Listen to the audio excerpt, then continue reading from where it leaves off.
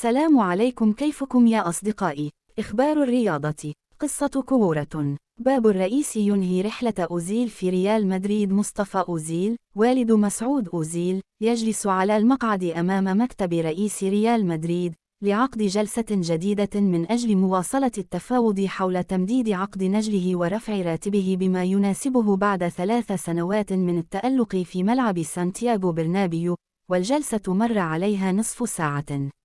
مصطفى أوزيل: سيد فلورنتينو، لما لا تريد منح مسعود ما يستحق؟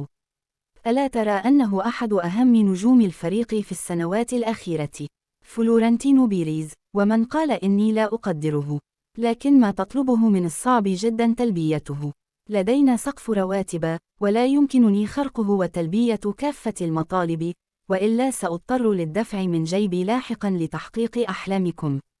مصطفى أوزيل: لكن نجلي يحصل على 5 ملايين يورو فقط، وهذا لا يناسب تماما كونه أحد أعمدة الفريق، وما يقدمه في أرض الملعب وأرقامه الشخصية تدل على ذلك. فلورنتينو بيريز: أعلم مدى أهميته، لكننا قدمنا عرضنا ولا رجعة فيه. ما تطلبه أنت مبالغ فيه. مصطفى أوزيل: بل هذا ما يستحقه ابني. الزيادة المعروضة على راتبه من أجل التجديد لا تمنح إلا للناشئين. فلورنتينو بيريز: هذا رأيك، وهذا عرضنا.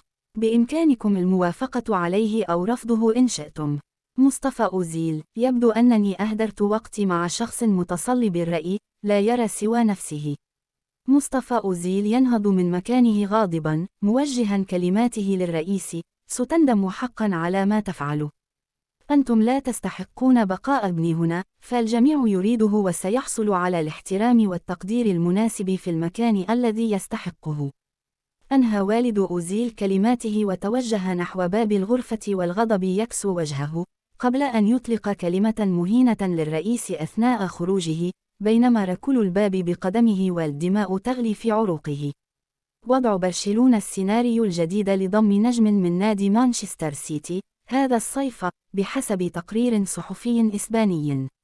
وبحسب صحيفة موندو ديبورتيفو الإسبانية، فإن برشلونة يصر على ضم البرتغالي برناردو سيلفا خلال الميركاتو الصيفي الجاري. ويرتبط سيلفا بعقد مع مانشستر سيتي حتى صيف 2025، لكنه ألمح لرغبته في الرحيل عن ملعب الاتحاد هذا الصيف في أكثر من مناسبة. وأضافت الصحيفة أن سيلفا أيضا لديه الرغبة في اللعب لبرشلونة، خاصة بعدما استعاد الفريق بريقه من جديد. وأشارت إلى أن برشلونة يفكر في استعارة سيلفا لمدة موسم، مع وضع بند إلزامي بشرائه نهائيا عقب نهاية فترة الإعارة.